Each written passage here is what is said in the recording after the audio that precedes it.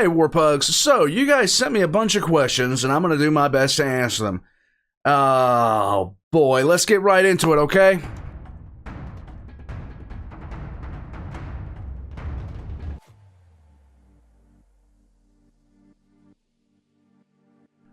I still have not watched the Clone Wars. And the reason behind that is, you guys wanted to see me react to it so badly. Now, the problem with it is, the last time I tried to live stream it, the whole thing got pulled down. And I've been constantly trying to find a way to, find time to, be able to do it. And that seems strange, but if you saw my day-to-day, it's not that strange at all. Actually, barring like holidays and barring me being sick, my schedule is just stacked to the rafters. Like today's the first, and this whole last week I haven't been doing, I've been taking step backs and things like that because there's been other things that I've been doing. Like yesterday was my anniversary, being the 31st of December. December 31st is my anniversary. So I didn't even do anything on December 31st. Like, I did nothing. And it's the same, pretty much the same for Christmas. But barring those times of the year, unless I'm really sick, I'm recording a lot. I do a lot of recording, and it all comes down to a question of time and when I can do it, because I do have a 9 to 5. Eventually one day I'm hoping that either my time's going to be a little bit different, and I can kind of work within a little bit better. I'm trying to always find ways to improve my efficiency, but incorporating those ways is kind of hard. But I still want to do Clone Wars. I want to do Ghost Story. It's an anime that I have been asked about several times that I really want to check out. The question just comes down to, do I have time to sit down with it? One, which is always the biggest question, and the second question, which is actually more important, is do I have time to sit down and edit it and re-edit it and re-edit it to upload? There is one in particular that I'm trying to figure out how I'm going to do it, and I do beat myself up a lot when I'm sitting down for the first time with something new, about how I want to, go about it. But that's neither here nor there. Thank you for your question, Digisevel.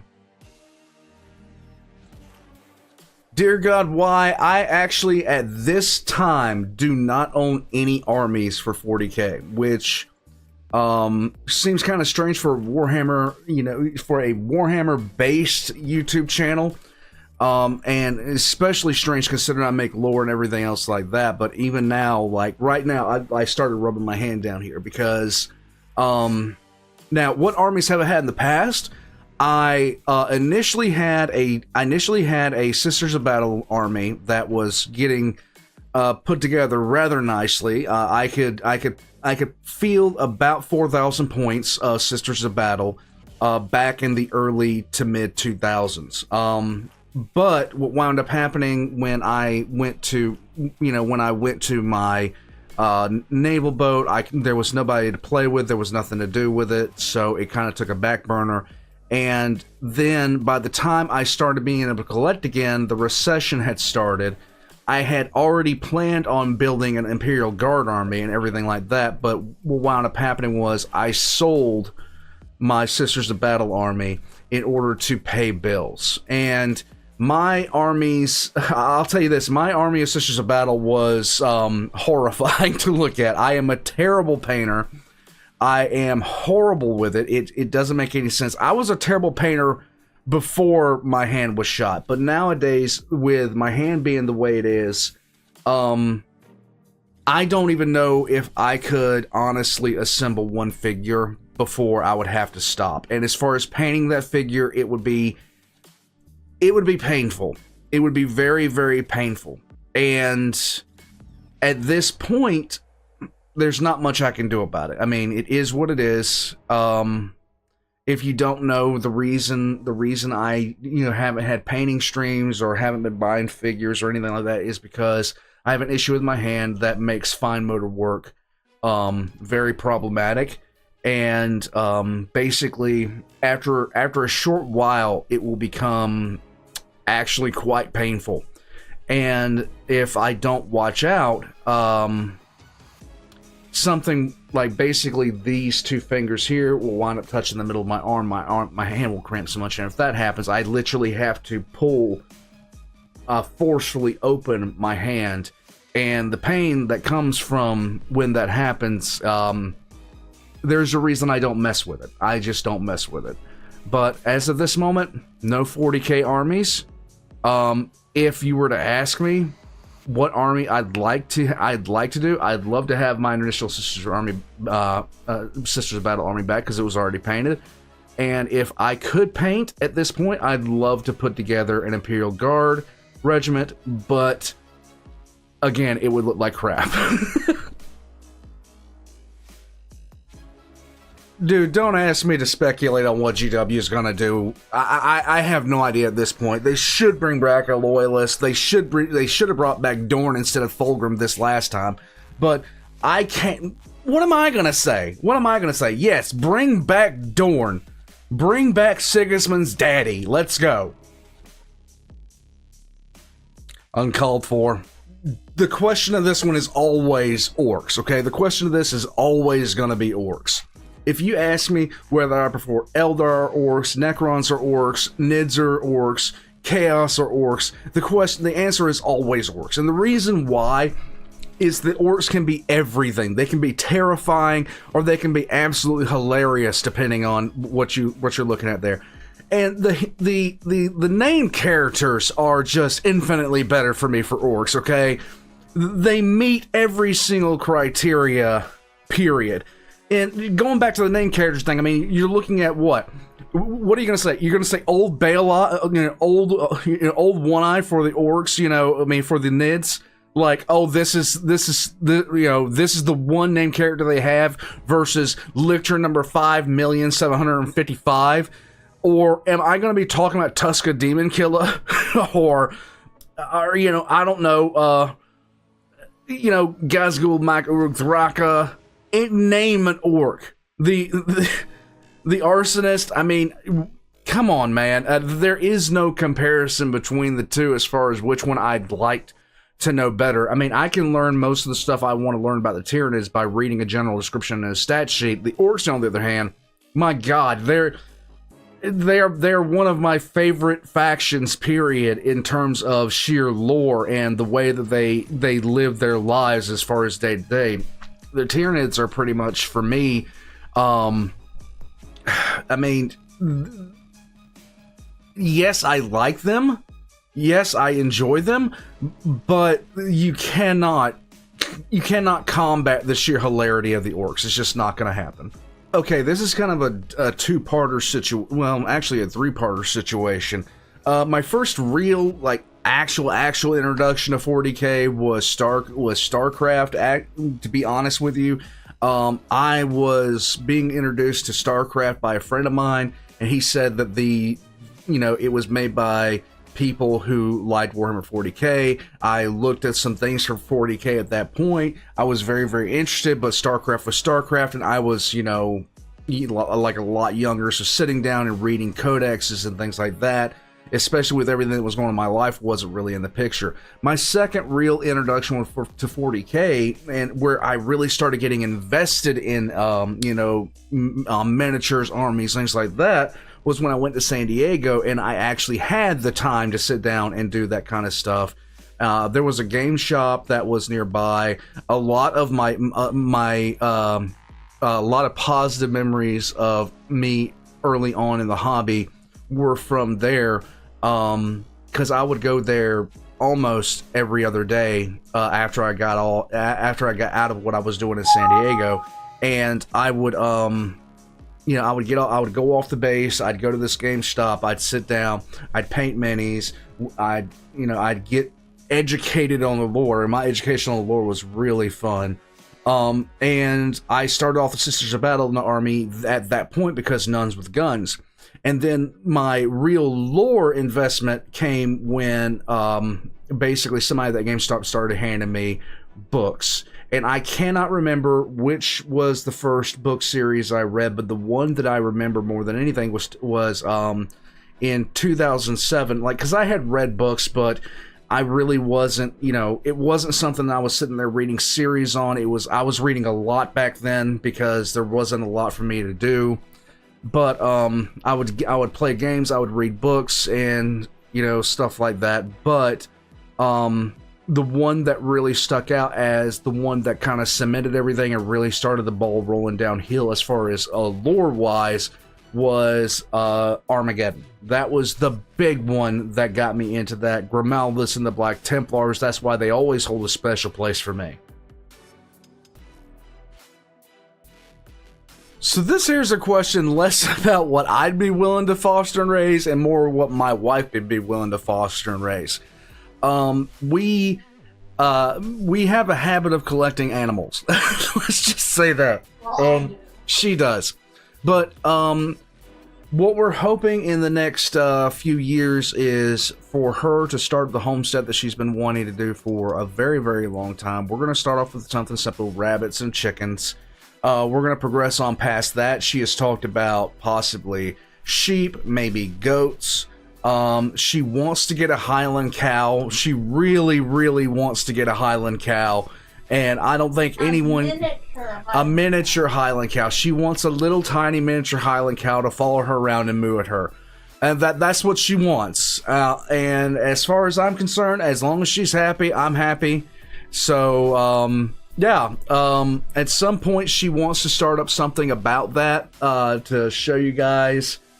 Stuff like that. I will be her cameraman. I don't know when I'm ever going to find the time to do it, but we will figure out a time to do it as soon as she decides she's going to take care of her office. But anyhow, The last 4 days. you hear the complaints and the excuses. It's just never ending. It's never ending. But the thing about it is, yeah, this is something that she is going to be very, very invested in.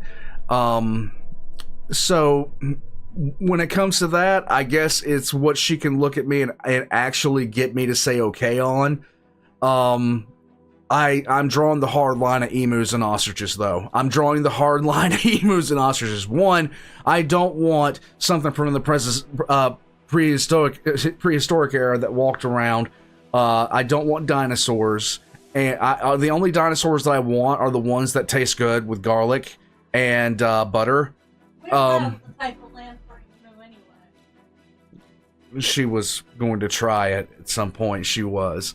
And I don't want anything that started a land war against a country and won. I just don't want that.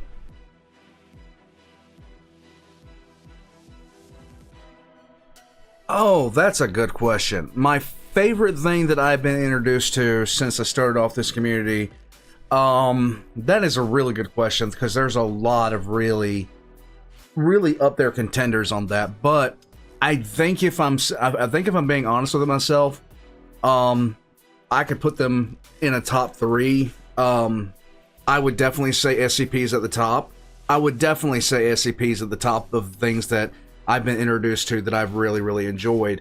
As far as, things that I have been introduced to by the community. It was kind of amazing to me the first time that, when I started branching out into SCP, the reaction from people, because it was just like, oh, look at this SCP, look at this SCP, look at this SCP. And it's still like that now. I think the next thing on that list would definitely be Rubik's Raptor, Ignis Core, Cypherius, those guys. It has been something else to see. And the number 3 would be, I'd say the whole gun tube area, but including the Fat Electrician. Pretty much everybody from the Unsubscribed podcast, including Kentucky Ballistics into that. Those have been the major things that I have been very, very just, I look forward to every single time that I see something from Kentucky Ballistics. I look forward for any time I see something from the Fat Electrician. And of course, every time I see a new SCP, I love learning about the SCPs. And I even took a brief detour into SCP lore for a time there. But yeah, I would say the Vulcan, Mr. Illustrated, I would say the Exploring series, those people that you guys introduced me to, they have been one of my favorite things to be introduced to by the community itself. I'm not sure I could sit there and say I have an absolute favorite game. I have a game that I'd love to see if I could go back in time and play it again back when it was good, but that would be Dark Age of Camelot. But as far as these days, I don't really have a game that I could say is my absolute favorite. I have games that I play. Like right now, I'm playing Victoria 3 whenever I have a chance. But the game I play the most of is League, and my wife does not approve of me playing League because I turn into a rage monster when I play it for too long. I start yelling. I get mad at people. It is just, it's the natural state of the world. But I don't think you could say that I have a favorite right now. Like, I just don't.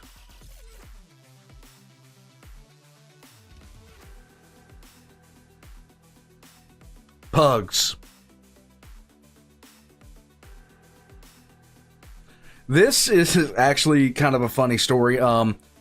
The game store I played at in San Diego, everybody there had, it was a thing that you picked a faction that you loved and you defended at all costs, even when it didn't make any logical sense, and then you made one faction your absolute nemesis.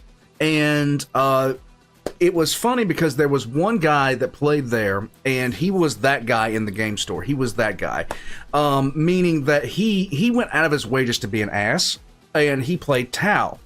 Now, there was a don't get me wrong, there was like everybody else at the game store was awesome, but this guy would show up and he would find newer players, and he had an army of, oh my god, he had an immense army of Tau, okay? And it wasn't the only army that he had, but it was the one he was playing at the time. And he would just show up and he'd find people that were newer that, you know, only had maybe a, 500,000 point army, just, barely had anything put together at the time. Or with me, with my gradually growing Sisters of Battle army, I was told just don't play this guy, because what he'll do is he will finagle until you set your pieces down. He will finagle until he sees what you have, and then he'll put down the hardest counter to it that he can possibly put down, and then he'll play you, he'll smash you, and then he'll go on with his life and be, he'll just be an arrogant ass the entire time. Well, I was still very much getting into the community at this point, and we had this Orc player who hated the Eldar. We had this Eldar. We had a person who was playing a Beltan army who outright detested the chaos in any form, but especially Sineshi. So it was just something to make things more fun. It was just something to make things more fun to have a faction that you hated as a person. It was an in-store joke. It was an in-store joke. Well, at one point there was a guy who played Orcs. He played Orcs, and he was absolutely hilarious.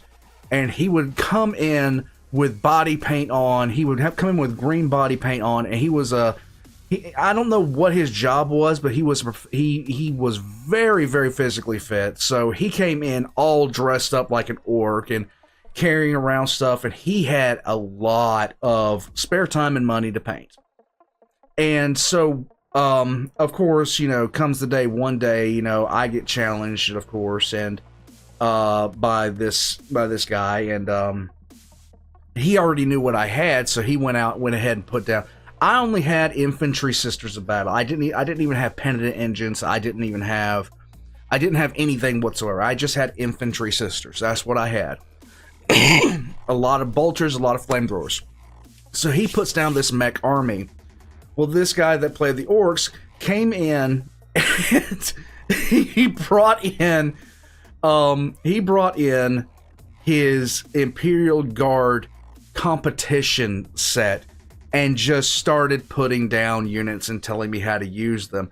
And it pissed off the other guy to no end.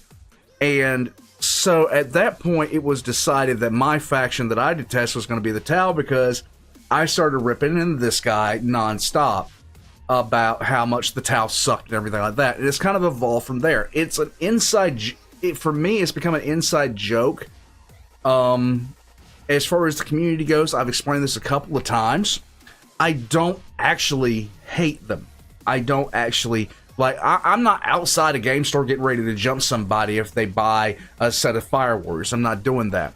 But it's one of those things when you're first getting into something, and there's something that's introduced, it kind of sticks with you for a very, very long time. And I kind of brought it over into the YouTube side of things because why not? You know, this is just part of what I do. But I will still make fun of Galaxy-wide. I will still make fun of the Tau. I will make fun of the Tau at all things, and I will continue to act outraged anytime the Tau are mentioned in any kind of positive light, because that's how I got introduced to the hobby. And some of the funniest moments that I have are sitting there watching two players, especially because there was this woman who played Eldar. I can't remember what craft world. I don't even know if she played Drukhari or Craft World because it's been so long. But when her and the orc player got together, oh my god, the insults they'd scream at each other from across the table would be absolutely hilarious. And they would be acting like they were getting ready to come to blows like constantly. And it was classic stuff to see. I've seen a fair amount of fan-made Primarchs for the 2nd and 11th, but I'm really not that big into any particular one of them. I really am not. I consider coming up with my own Primarch, particularly of the 2nd, but I really haven't gotten into that at all. I should at some point. Can the old man into space? DJ, give me enough Hormel chili and a lighter and anything is possible, okay? Envision the galaxy, if you will. Now, look at each individual planet, every single asteroid, every single small little speck in the universe, and then take every grain of sand that currently exists on each speck, rock, asteroid, planet, even floating between the stars, and convert each one of those grains of sand into the biggest bottle of Grey Goose that you've ever seen before in your life. That's approximately how much alcohol it would take to get me to say that statement there, Galaxy-wide. The pugs are doing outstanding. We will not be having puppies. We took Sass to the vet recently, and there is no puppies at this point that we are going to be looking at in the near future, which makes me sad, but it's okay. As far as Pippi and Connor go, they're just getting along. Pippi likes to come up on the bed still and basically just lay down next to me. Pippi is my little girl. She is my baby. Teddy's not a pug. He said he was a long snout. Everybody knows how Teddy's doing because he's on the screen all the time. Yeah, long-snouted pug. He's okay. Bigger. I'll just say this: if the Emperor had been allowed to basically finish the Great Crusade and as well as his Webway project, I do not think the Imperium would be nearly as xenophobic as it is right now. I don't think it would be anywhere close to it. The Great Crusade was a very much knee-jerk reaction to the events of Old Night, and one of the things that I think would have happened was once the galaxy itself was under control, the Emperor would have chilled out quite a bit when it comes to humanity's relations to other species. But I very much think that the Aldari Exodites and probably the Aldari themselves would become in some way protected by, if not just some sort of treaty in place with them. The Votan most definitely would have become vassals, and probably would be winding up helping out the Mechanicus to get things back on track alongside Ferrus Manus, and the Farsight enclaves would have been put in some sort of protectorate status. I believe that if the Emperor had been allowed to basically finish up everything, because he wasn't, he had his hangups when it came to other species, but he was on friendly terms with some of them. So I do believe that would have made a lot of differences when it came down to what would happen at the end of everything. But it's kind of like his plan, the plan got cut off mid-stride. That's my story, and I'm sticking to it.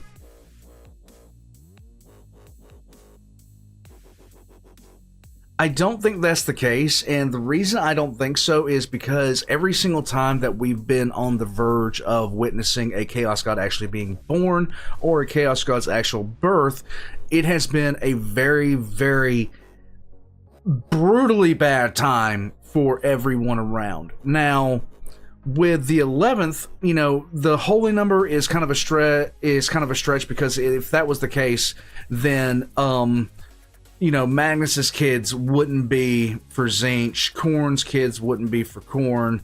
There'd be differences in how things were aligned.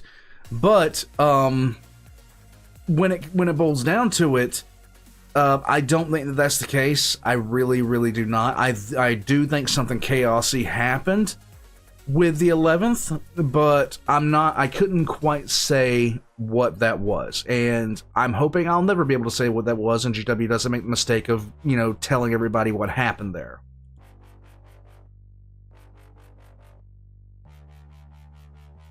Actually, it's the Emperor and Malcador never tampered with their memories regarding the 2nd and 11th. They never tampered with them. There was just it was just something the Emperor did.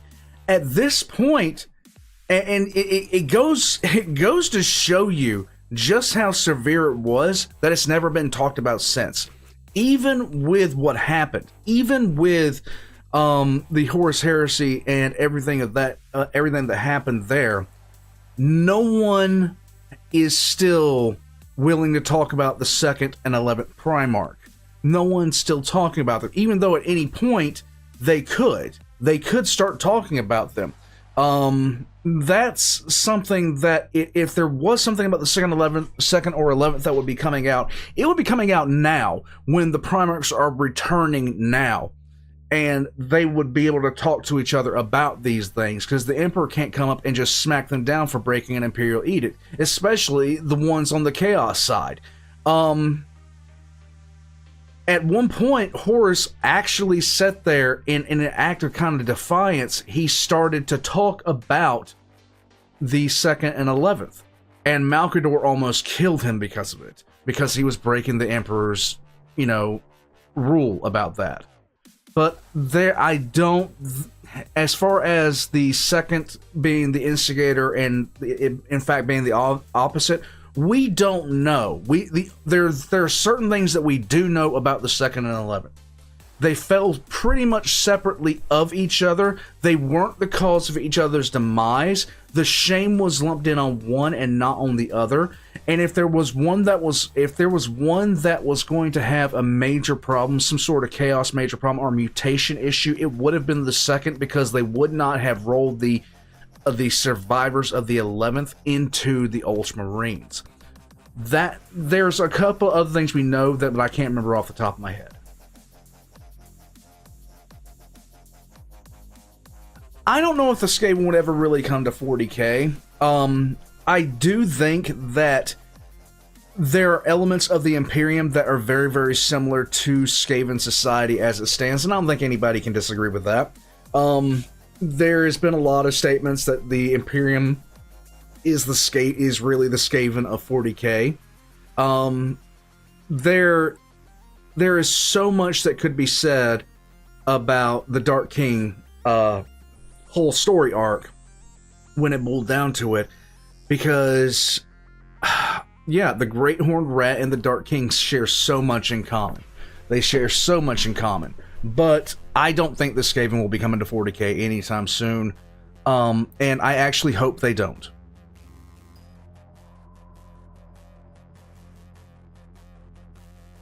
Well, at the point you start using vitae wombs, you're already knee-deep in heresy as it is, so why not use the graduates of the Scholar Progenium? In fact, while we're in the middle of that, why wouldn't you just duplicate the genetic template of people that went into the Tempestus Scions?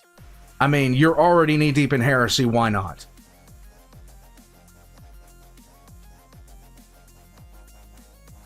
People have different reasons for liking and disliking Primarchs all the time. I don't think it's any particular thing that any like, as long as it's not ridiculous and somebody has a general like or dislike of some people like Mortarion, for the love of the Emperor. I mean, how? Why? Stinky boy. Okay, there you go. There's actually a good list of factions that would work very well within 40k. You just have to look at the power scaling involved there. Like, pretty much any Star Trek faction, period, would not be able to survive in 40k. It just would not be able to happen. Most Star Wars factions would not last 15 minutes in 40k just because of the absolute difference in power scaling. But factions like the Covenant would do well in 40k, in my estimation. The Covenant would be able to essentially kind of turtle up and be okay in there for a good little bit. The Empire from Star Wars might actually, if they got in and didn't create too much of a ruckus and were able to have about a century and a half to adapt, they might be able to survive, if, you know, barely, but they might be able to survive. Other groups, like, all you'd have to do is take a look at the faction itself and what it's capable of. But the most outstanding ones, you want to look at their power projection, fast and light travel, and ability to basically take a hit, and the enemies that they fought up to that point. There are some factions that they introduced to 40k, they would completely disrupt the setting in its entirety. And there are other factions that as soon as they appear on, you know, anybody's radar, I mean, I would hate to drop the Federation into the middle of an area of space that the Drakari were already looking at, because the Drakari would sit there, see what was happening, and have a literal field day with them. It would be nasty. The wife and I met online, and when she first met me, she thought I was the most arrogant creature on the planet. And I gave her every reason to believe that. I really, really did. She did not get along with me at first. She thought that I was the biggest jerk that had ever walked the face of the planet. And I have done very little to dissuade her of that fact. She's ignoring me.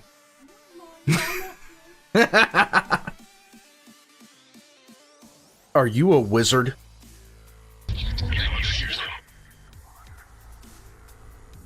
You bastard! Oh, that's fucked up! If we're talking about one of the things that I checked out really, and it has had an effect on everything that I've seen on it after that, the Vulgans' Bodies in the Water is easily that video for me. Easily that one thing for me. It set the tone of how I looked at SCP from that point onwards, and quite seriously put, it just changed a lot of things for me. I'd say it's the favorite thing that I've seen, like, period. Thanks, now I'm hungry. Huh? Wouldn't the world be a better place if we all embraced our inner Ferris? Just asking for a friend. Just saying. I'm just saying. Yeah, I am going to be doing like that. That's going to become a new staple of what I do. I love chat music. I love humor like that. I'm a big dark humor guy. I really am. And on top of that, how do I recover from laughing? Sometimes it takes me days. Like especially if I get. Oh, hold on a second. I got a little visitor. There he is. Especially if I get like in a really bad fit, like when I had the one on the live stream, yeah, I had been laughing. It was a really good live stream. I had been laughing for hours. Then all of a sudden, like all the ribs right here stuck at the same time. It was painful. And then I spend days with my ribs feeling they've been kicked and ran over by a truck. I'm just saying, that's how it is sometimes. It is what it is. To be honest, I've probably forgotten more Legends material from Star Wars than pretty much anything that I've learned in the last 5 years. I've got to say it. It is something that I have. Oh, the wife is over here. Yeah, there we go. I have forgotten more Legends Star Wars materials than I've learned about some franchises, flat out. I mean, just to be honest with you. Oh wow, yeah, it could have definitely done that. The main thing that caused the eventual start of the Age of Strife wasn't the Men of Iron by themselves or any other major incident by itself, with the exception of warp travel becoming impossible. It was the combination of all of them at the same time that pretty much sealed the fate of the golden age of humanity, and it draws parallels to the Bronze Age collapse. If you really want to look into history and see a historical similarity between two time periods in the fiction and in real life that event was most likely based off of, it will be the Bronze Age collapse. The societies of the Mediterranean didn't fall apart because of one singular issue. They fell apart because of a bunch of issues at the same time. Why do you want so much attention right now? Is there something you want to say? Something you want to contribute? Here's the mic. Go ahead, tell everybody. No? You good?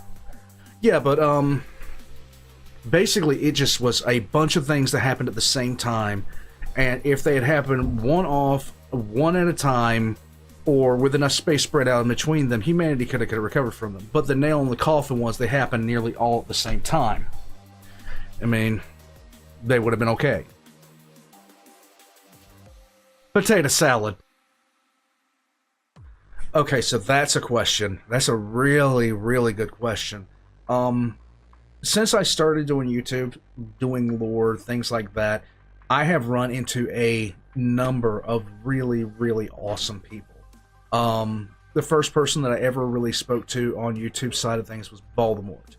And Voldemort actually is, if I could say anybody had the most dynamic influence on keeping this channel running, it would be him.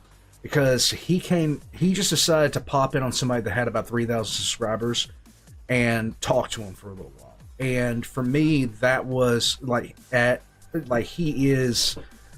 was the person that I was like legitimately I looked up to this guy, and he came in, he just sat down and talked to some no-name reactor with, less than 3,000 subscribers. I think I might have had more than 3,000 at that point, but he just came in and sat down and had a chat with me for about an hour. It was, for me, like, I was a massive fan of his, and Warrior Tier would be the very next group that I really had a massively positive interaction with. I've sat in calls with them for hours at a time, just talking over what their plans are, everything like that. And in fact, one of the studio lights is sitting right here. The really good studio light that I have right here was actually sent to me by a member of Warrior Tier. And there's been other people, of course, that I have worked with. And I can tell you this, I haven't had a really bad interaction with anybody, including the channel that wound up hitting me with a copyright strike. I have not had a single bad interaction. Everybody has been really, really cool with me. Everybody has been really, really awesome with me. And I'll put it to you like this. I love every single day when I don't have anything going on, when I'm not about to, jump up or do anything. I always like to bounce into History of Everything's Discord channel and see if him and a couple other people are up to anything like golfing with friends. I've done a couple of charity streams with the dog. I've done a couple of charity streams with History of Everything when he's raising money for children in the Ukraine, and I've had some chit chats with Laserpig and things like that. And Laserpig, if I ever do get around to doing a Lehman Russ video, be looking to hear our good old sir of the sussy variety, the pig boy. I actually can't wait for it, but still, it's going to be like, I have stopped doing lore temporarily until I can figure out how to make the process more efficient. Because right now, in order to record anything, it takes me about an hour and a half to get everything set up. I need to get a bunch of things ironed out and figure out things, because right now my process is so inefficient, it's so time consuming and so everything else, that to make a lore video, I will literally dedicate 2 weeks to doing nothing else but putting out that lore video, running the channel as it is, and doing my day job. And is simply put, no way to live. The hospitalist, she's standing right here, she can tell you that when I put out the Calidus video, it was 3 weeks nonstop of me waking up, doing my day job, getting off, running the regular channel, and then I would just be sitting at the desk doing nothing but sound editing, graphics editing, everything like that, for up until 3 to 5 in the morning, to wake up at 9 o'clock and do it all over again. Yep. And I've got to get more efficient at doing that, because otherwise the lore channel right now hasn't had anything put out. I have 5 completed scripts, but I'm just too inefficient on it. I need certain things in order to make it work and be efficient. And the biggest one of those is time, which I never have enough of. I think the most common statement the wife hears from me is, I need 3 more hours in every single day. So I'm kind of leaning, like, I'm starting to really, really get into BattleTech, and I mean really get into BattleTech. And that's kind of the reason why every single time I'm wondering what I should do next, I'm always kind of leaning towards the universe building things, the universe building aspects, timelines, things of that nature, so I can build up an understanding of how everything fits in. And then I'd like to learn more about like various units and things of that nature. I've always been a person who builds up an interest in things based off its timeline and how did we get here, why are we here now. And so that series about the primer on the clans, things of that nature that I've seen so far from Text Talks, and it has been a trip. I always look forward to learning more about BattleTech at this point. Okay, when it comes to my favorite people to react to, I'd say you got to categorize that, and I got 3 off the top of my head right now that I can think of that I absolutely love to see something come out from them. Number 1 would be the Fat Electrician, because he's either going to talk about something I have no knowledge of whatsoever, and I love the way he presents what he's talking about, or he's going to be talking about something that I do have knowledge of, and 2 things are going to happen. 1, I'm going to hear him talk about something that I already know in a new way, and I'm going to learn more about it. In the case, like, he just put out something about the White Death, in the Finnish sniper that took out so many people in the Finnish-Soviet War, and there were things I didn't know there, and I love the way that he presents lore. Not to mention his slogan and my slogan are one of his slogans and my slogan is like really, really close. Good times rhymes with war crimes, and it's never a war crime the first time. You could like chain those together. It's the best. The second one, in terms of I'm seeing something here I've never seen before, but God, is it wonderful? That goes to Kentucky Ballistics, hands down. The guy just sat there and put out his Christmas episode, and it was shooting gremlins with a punt gun. What more do you want to see? What more do you want to know? Are you kidding me? And the third on this list for when I check him out, I can just like I'm watching like it's just my humor, just my style, everything like that. Cypherius, like any time I check out anything from Cypherius, I know 1,000 times over I'm gonna be laughing because Cypherius reminds me of a friend of mine that I had back in the day. I've kind of lost contact with him, but we played games all the time, and I could rely on him at any point to say something utterly insane, and he was just like, you could not sit there and play a game with this guy and take it seriously. There was no try hard with him, and it was random. It was so much fun. But yeah, those are 3 people that I absolutely love to just sit down and turn something on and watch and react to, because I'm going to enjoy it irregardless. I'm either going to learn something really cool I didn't know, or I'm going to see something that's just utterly awesome to witness, like just off a practical standpoint, or I'm just going to sit there and watch utter madness, and I'm going to laugh like a hyena at any point. There's a bunch, like, that is a listed 3 people, but at the same time, that doesn't mean there's anybody I don't like checking out. If I didn't want to see something, if I didn't want to actually look at something, it would not be on this channel. Okay, I haven't recorded anything and just been like, okay, then I turned off the camera and was like, God, that sucked. I wish, but I haven't done that for anything I've checked out here. In fact, there have been things that have been asked, people have wanted me to check things out, and I have stopped the recording and said, I'm not doing this. And the reason behind that is twofold. Number one, I do look for the good in everything that I check out, but every so often I run into something that I'm just not enjoying. And it might not be for any other reason than if the person's presenting style, or they're talking about something that just completely disinterests me.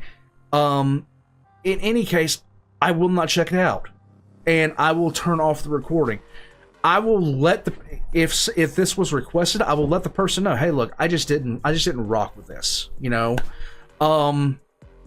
There's very few circumstances though where that does happen. So there you go. But as far as if I just know I'm going to enjoy it. I just know whatever the material, whatever's going to be talked about, whatever the person is doing, or whatever they are going to have happen, I'm going to enjoy it. Those 3, easy, hands down, 100%. I'm in for it. Let's go.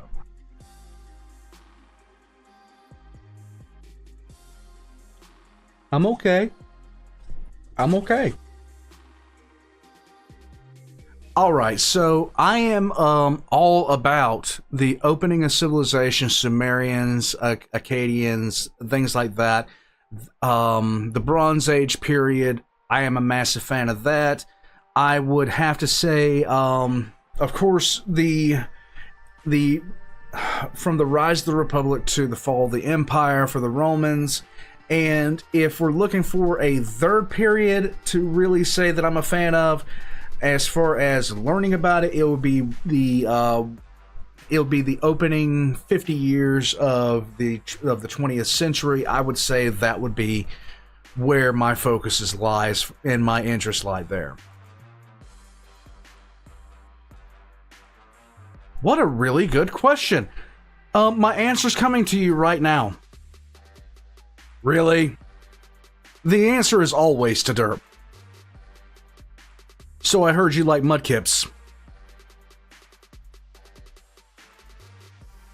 The reason is really simple. They are the human faction. They are, baseline humans. They're not enhanced super soldiers or anything like that. And most times you see things, people writing about guardsmen from the guardsman's perspective. The guardsman is easily your everyman in that situation. For me, they're the easiest ones to put my weight behind as far as, you know, they're just out there fighting for, you know, the continued existence of the Imperium, everything like that. It's really simple for me as far as it goes. I want to see, you know, some people really like other factions, and I have no reason to not them whatsoever, but the Imperium is the one that I could see myself the most in, of course, for all the reasons I listed below. And the Imperial Guard is that faction. I am a massive fan of it, artillery as well, so Habitzen! It's almost there? Sweet. Joe Rogan, your answer is coming.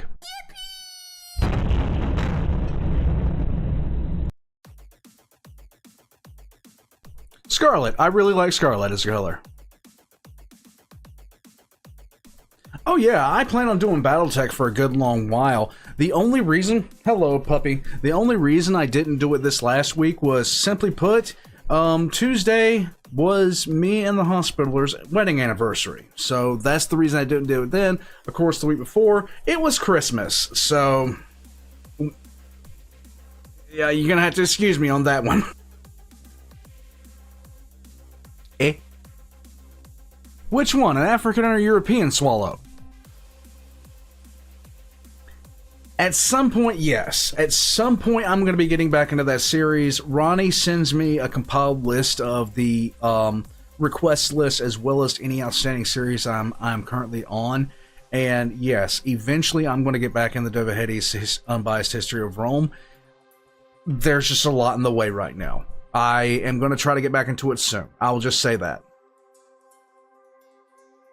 I don't know if I've ever thought about jumping into Halo 5. I know I was told to avoid certain things past a certain point in Halo, but that was about 2 years ago that I was told that, and I'm not sure if I would or wouldn't, to be honest with you. Maybe one day? Maybe? I don't know. Alright, that about wraps it up. Some people ask duplicate questions. I answered the first one I came across. If you didn't see yours answered, that's the reason why. I'd like to thank everybody for an amazing 2024, and I'd like to thank you all for being part of this channel. I'd like to thank everyone that's, you know, checked out a video, hit a live stream.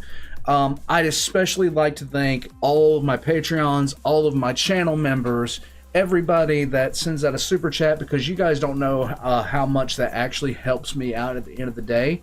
And I vastly appreciate that. Also, to everyone, and I actually have these sitting right here, I'm planning on doing something special with them, but to those who sent things from Amazon, I actually have everything saved right here, and I'm planning on doing something. I actually am kind of sad I don't have it done already, but it is what it is.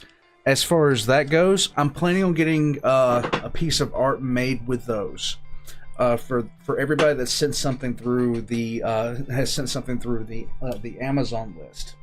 Now, my plans for the future going into 2025, I'm going to continue to, you know, do what I have done. I'm going to keep on trying to find ways to, you know, do more engagement, things like that.